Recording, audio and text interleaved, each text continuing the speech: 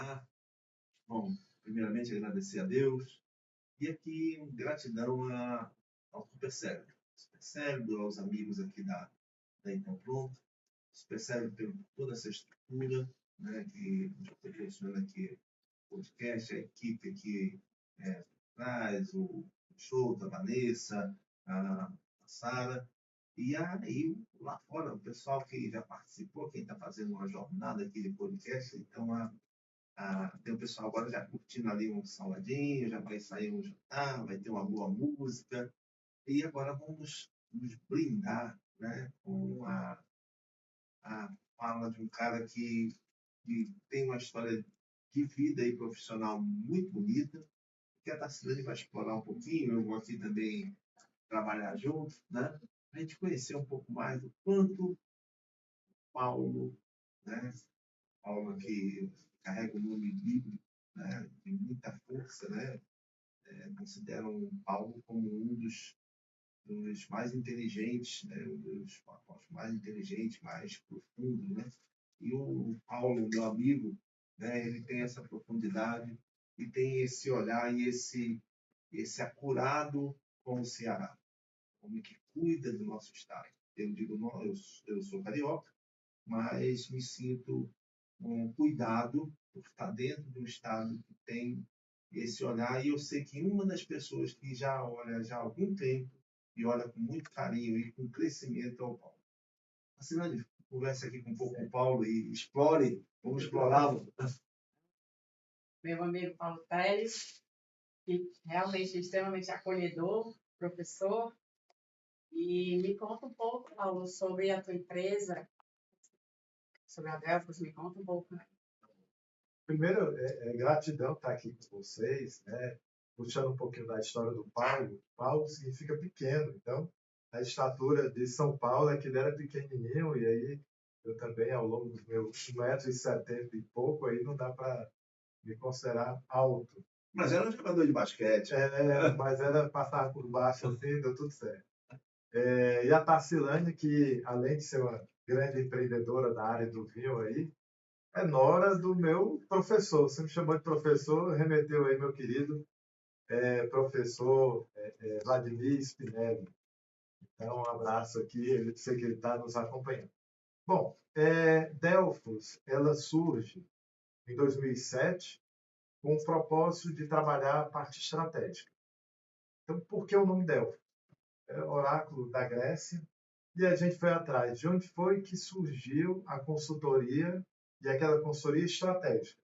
O que é uma consultoria estratégica? É aquela consultoria que as pessoas usam para tomar decisão. Então, você falou do Estado, né? Ela serve para a área estadual. Então, Delfos, oráculo lá de Apolo, na Grécia, ele era onde as pessoas iam para questionar se deveriam guerrear ou não, se era estratégico aquilo dali ou não. E aí, do ponto de vista das empresas, tem uma frase de um célebre autor, Michael Porter, talvez a maior autoridade sobre competitividade de empresas, que ele diz o seguinte: planejamento estratégico é feito para a pequena empresa, mas a grande também pode fazer. Né? E aí me remete muito àquela pessoa que está lá na selva, que só tem uma bala e vê um tigre lá na direção dele. Então não pode errar. A estratégia é para você ajudar a acertar o alvo. Tem um outro autor chamado Henry Mintzberg, que ele aproveitou o ambiente de selva e escreveu um livro chamado Safari de Estratégia, onde ele junta 10 escolas de estratégia e vai dizendo, vai falando. Aquilo nos dá uma ideia de que estratégia não foi um negócio que caiu do nada ali e um iluminado pegou e escreveu. O planejamento estratégico começa assim. Não, é natural, é pela experiência das empresas, e aí cada um vai fazendo, aparece um método diferente, e você trabalha para que a empresa se posicione melhor no mercado, ela seja conhecida no mercado e ela tenha uma postura mais adequada para atender o cliente e aquele mercado que necessita. Então, a Delphos vem para ser esse suporte amigo para as empresas e para as instituições. E você conversou comigo uma vez, falando que vocês trabalham também com desenvolvimento de fornecedores. Eu acho importante, né? No meu caso, fornecedor é tudo. Me explica um pouco como é isso. É assim, eu tive o privilégio de ser consultor da ONU, e lá a ONU fez um estudo em que ela identificou aqui no Ceará, por exemplo, 80% do que uma grande empresa compra é de fornecedor de fora do estado. 80%, inclusive serviço. E aí você olha, tem aí o que, de novo, Michael Porter chama de gap de competitividade, uma lacuna, um vale entre o que a empresa quer comprar e o que o outro está oferecendo. Muitas vezes, a gente, quando faz um trabalho para desenvolver fornecedor, é para reduzir esse gap. Ou seja, em alguns casos, você simplesmente explica, Tacilane, o teu fornecedor está aqui.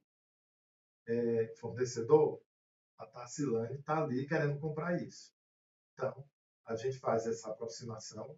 Aí, então, pronto, é um ambiente fantástico que faz isso de forma orgânica, naturalmente. É um grande indutor para desenvolvimento de empresas. Só que precisa de uma técnica, porque toda grande empresa, ou toda empresa um pouquinho maior, até médias empresas, tem uma estrutura de compra. E ela diz, olha, eu quero tais critérios, eu pago dessa forma e eu preciso disso.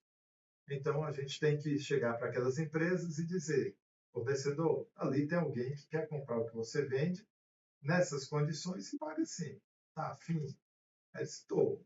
Então, a gente aproxima, normalmente programas que envolvem várias empresas, instituições. Então, já trabalhei em diversos segmentos, aqui e outros estados. Por exemplo, Mato Grosso, a gente teve uma experiência muito legal. Era fornecedor, uma empresa fornecedora de mão de obra para capatazia. O que o capataz faz? Né? Ele carrega caixa até o caminhão e do caminhão até a esteira dentro da fábrica lá. Tá? Então faz esse traslado. E lá, pasmem, os funcionários trabalhavam de chinela, sem EPI, sem fardamento, era uma coisa.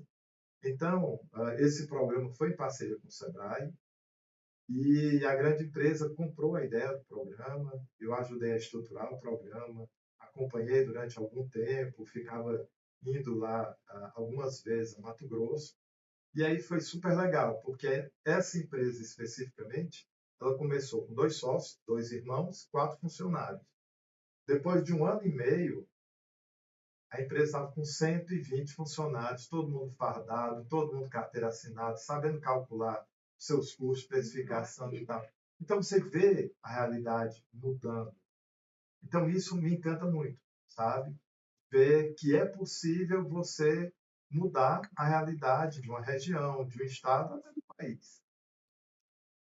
E em relação ao planejamento estratégico, as empresas pequenas, né? Pequenos, a gente tem muito de começar a trabalhar de uma forma orgânica. Vou fazendo, não vou entendendo bem. Então, onde é que você pode ajudar a gente? Tacirane, eu acrescentaria, né, pergunta, se tem algum efeito, olhando todas as empresas pequenas, você citou o Michael Porter muito bem, né, quando ele fala que planejamento estratégico é para empresas pequenas que as grandes também fazem. Quando você olha para um mercado europeu, né, você vê assim, não, a empresa fez um planejamento estratégico 7 anos, leva 1 ano e meio, 2, só pensando no planejamento estratégico. E quando a gente traz aqui para não vou falar para outros países, vou falar do nosso país, né? Esse olhar não é o mesmo, né? Quando muito você vem para um final de semana no hotel, passa maior parte do tempo se divertindo e faz uma reunião de 40 minutos e faz um planejamento estratégico para os próximos 3 anos, né? Aí eu queria que você também explorasse dentro dessa pergunta um pouco disso. Legal.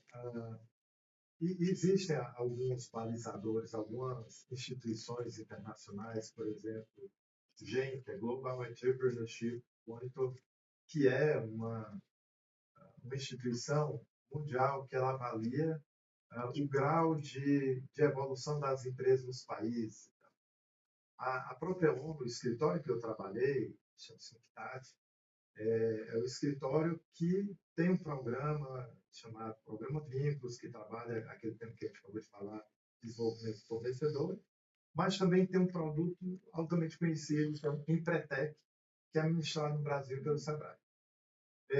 O Empretec, ele traz 10 características de comportamento empreendedor de sucesso. E uma das características é planejamento e monitoramento sistemático. A ONU acompanha o resultado disso e ela viu que no Brasil esse é um dos indicadores mais baixos. As pessoas normalmente não planejam muito. Nos Estados Unidos, em contrapartida, esse é muito altíssimo. Criatividade a gente tem de sobra e lá falta criatividade para alguns americanos porque são mais cartesianos ali. Então, não tem o que a gente batizou de jeitinho brasileiro, né? Aqui não dá daquele jeito, a gente vai lá, acomoda e chega na solução. Talvez isso já seja por uma questão cultural, seja o fato do planejamento aqui ser mais curto, ser um tiro mais curto. Para a pequena empresa, o que é que eu recomendo? Vamos trabalhar o ciclo de um ano. E aí você faz recortes, por exemplo, a cada 2 meses ou 3 meses, para ver a evolução da empresa. E você vem monitorando semanalmente. Então, toda semana você está vendo se você está atingindo aquele pedacinho ali, até chegar onde você quer. Paulo, mas eu planejei uma coisa e chegou outra. Eu costumo dizer o seguinte: você vai viajar. Qual é a possibilidade de dar mais erro? Você sair daqui sem pensar que caminho você vai, que horas você vai sair, como é que está o trânsito, se botou combustível ou não no carro, se tem onde se hospedar, o que é que você vai ver. Ou, se você planejou tudo isso, né, e chegou lá, no caminho furou o pneu, tinha um buraco, enfim. Claro, algumas coisas vão acontecer. Se você planeja, você minimiza incidentes ou acidentes no percurso ali. Tá? Então, para a pequena empresa é fundamental ter um planejamento desde sua origem. Super importante, porque realmente a gente começa a fazer, vou fazendo, sem essa organização, é difícil a gente ter sucesso. Né? A gente começar a produzir e medir. A questão é que eu não sei para onde é que eu vou, eu não direciono minhas ações e também não sei se estou tendo sucesso ou não. E o que você gostaria de falar, agora, já que a gente vai ter que encerrar, para os nossos ouvintes, né? Então, pronto. O que você daria de sugestão para nós, empreendedores? A sugestão que eu sempre dou é assim: planeje a empresa, pense além, coloque metas e desafios que realmente você possa alcançar, mas que sejam desafiadores, porque muitas vezes a gente se limita a fazer aquilo que, não, eu sempre fiz assim, o mercado não dá, inove, busque formas melhores de fazer, busque formas mais inovadoras. Hoje tem muita questão da IA. A IA é uma ferramenta muito legal, muito importante, e eu considero que a Microsoft achou o nome perfeito, é um copiloto, né, Copilot. Então, use como um copiloto, não deixe ele pilotar sozinho, a empresa vai quebrar, mas utilize essa mão amiga que está ali. Tá? Eu recomendo, então, essa inovação através de uso de IaaS, é bem bacana, mas que, sobretudo, a empresa esteja olhando para frente, esteja pensando 2 passos à frente. Eu tive uma experiência recente no governo do estado e aí eu aprendi uma coisa lá que é o seguinte: quem não pauta é pautado. Ou seja, se você não faz poeira, você vai comer poeira, porque alguém vai partir na tua frente. Então, ouse, vá, Tem um livro muito bacana do Charles Hand. Esse cara ele foi do governo britânico e ele deixou esse trabalho como executivo lá para ser um empreendedor, consultor de uma pequena empresa, e ele denominou o livro de A Pulga e o Elefante. Ele disse que antes ele era o elefante, que vai lá, volta e tal, não sei o quê. Hoje ele é uma pulga, mas essa pulga vai aqui e acolá e muitas vezes consegue mais resultados do que um elefante branco, como muitas vezes a gente fala aqui. Tá? Eu queria deixar meus canais também à disposição, é muito fácil o pessoal me achar. Paulo Henrique Teles, então no Instagram @paulo.henrique.teles. E no LinkedIn também, estou sempre publicando algum texto, algum material. É fácil também o contato direto de um e outro. Tá? No LinkedIn é Paulo Henrique Teles. Não tem dificuldade. Perfeito, gente. Agradeço aqui a presença da Sandra, do Paulo, né? E muito obrigado. Obrigada.